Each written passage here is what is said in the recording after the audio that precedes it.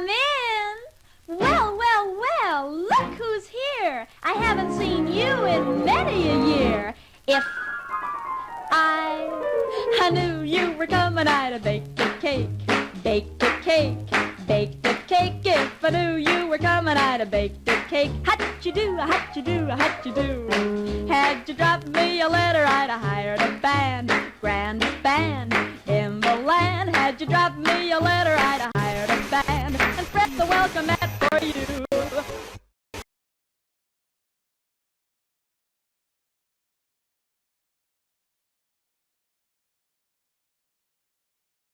You really don't have to be an artist to be a good cake decorator. And just following simple step-by-step instructions, you can become a fairly good cake decorator in a very short period of time. Another interesting thing about cake decorating is that, once you start to decorate, you will really decorate most of your life. I have been decorating most of my life. My name is Norman Wilton, and I'm kind of known as the daddy of the cupcake makers. This beautiful cake that you're looking at was decorated by an artist, a cake decorating artist. But we're going to show you how to decorate cakes, and you don't have to be quite as artistic. Notice I'm making a little short pedal. Absolutely. Squeeze, turn, squeeze, turn, squeeze, turn, squeeze, It's turn, completely squeeze, brilliant. turn. The last row, I'm dropping it That's down a little astonishing. bit. Up and down, squeeze and turn, squeeze and turn. See, I'm turning in a counterclockwise direction. Squeeze and turn. There's the rows. All you have to do is have a few pieces of equipment, maybe $4.95 worth of equipment, and the proper procedures and the proper icing. And you too can become a flower artist.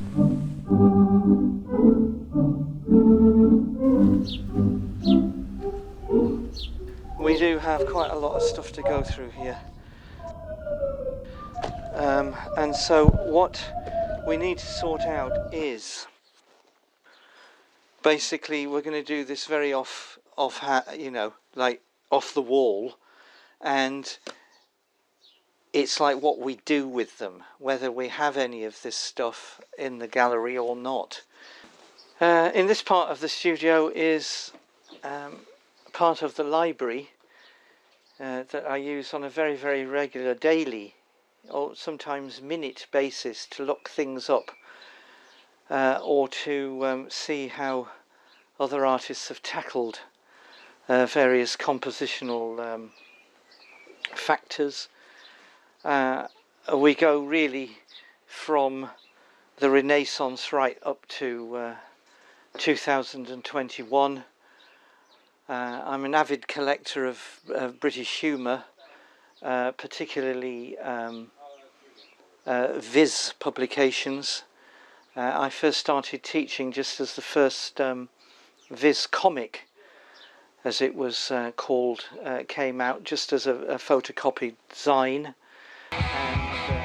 For 30 years, the pages of Viz have been filled with the swearing, farting, shagging and boozing of a cast of absurd and exaggerated cartoon creations. Such as we find in early punk material is really very, very interesting as a context of later 20th century and into the 21st century aspect of how different artists utilise graphic and satirical imagery. Books about punk, about the band The Clash, through to some potentially lesser known Eastern European monteurs and collage artists, and then Germany, East Germany, through to 20th century British and American prints. Alongside that are books that connect my imagination to cult television, such as the wonderful series The Avengers, the magnificent surrealist epoch called The Prisoner, Patrick McGoohan as director for the later episodes, a masterpiece of British televisual imagination, basically. Books on Monty Python, books on engraving from the 18th to the 20th century, cookbooks, books on illustration, box sets of music that I listen to when I'm working.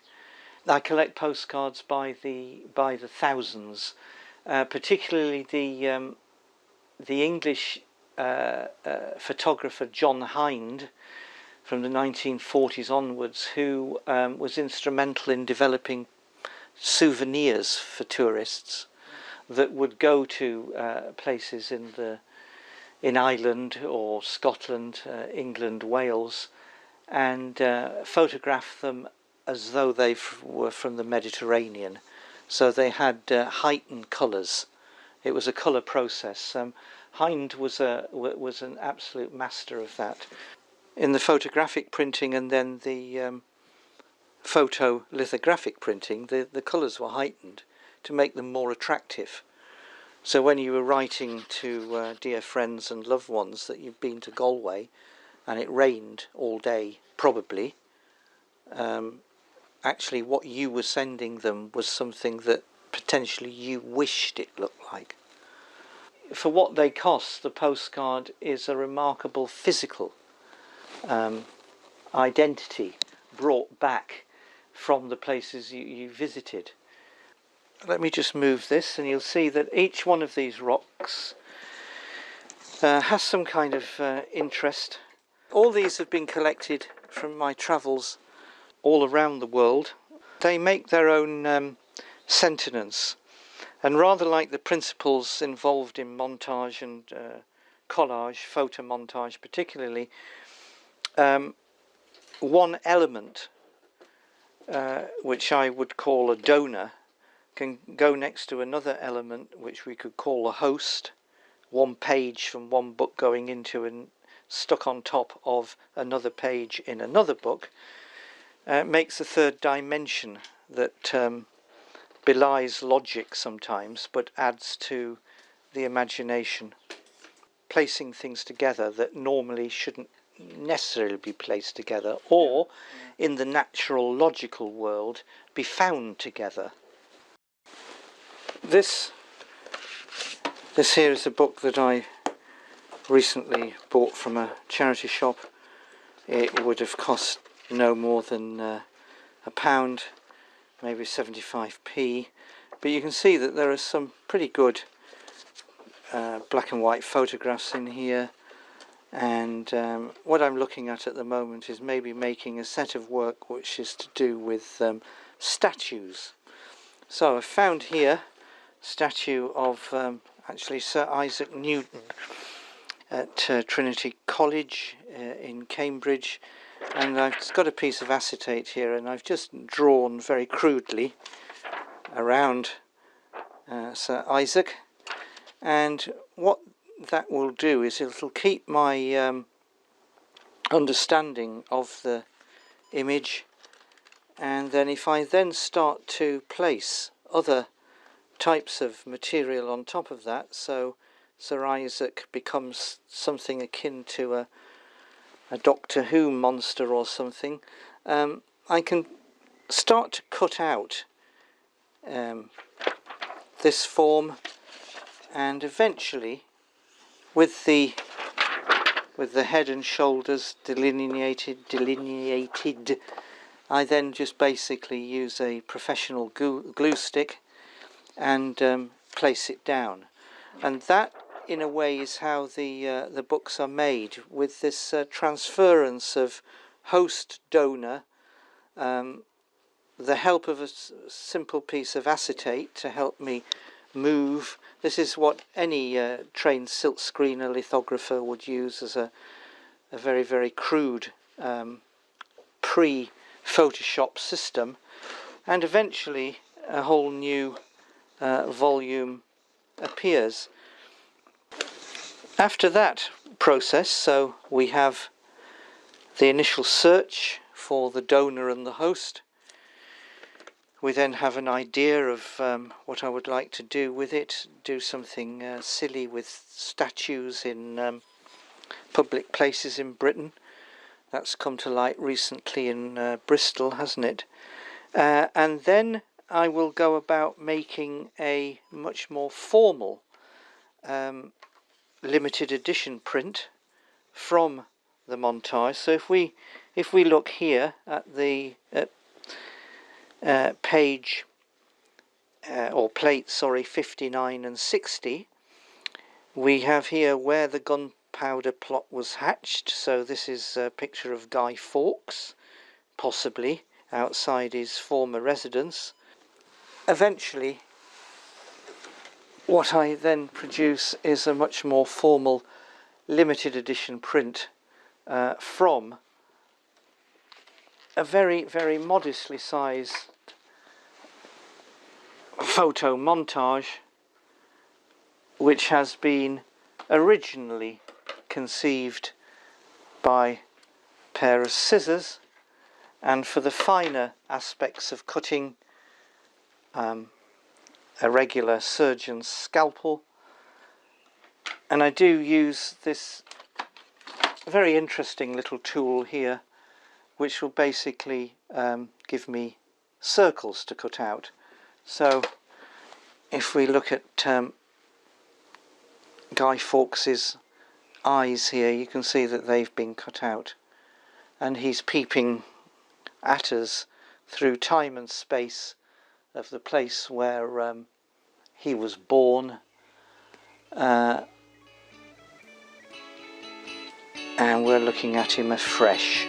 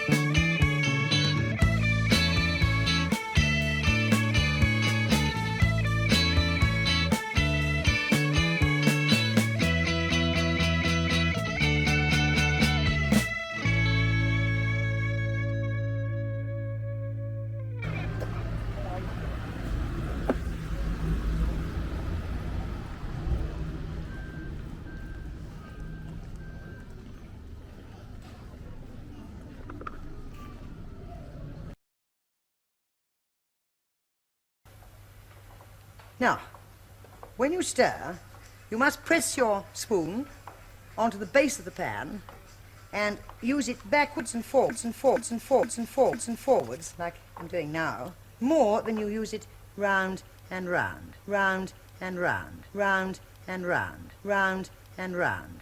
You're not a fly going round a jam jar, you're a cook trying to catch up the part that thickens first, the part on the base of the pan, and draw that into the rest so that you finish up with an absolutely smooth, very thick mixture, which needs no straining at all.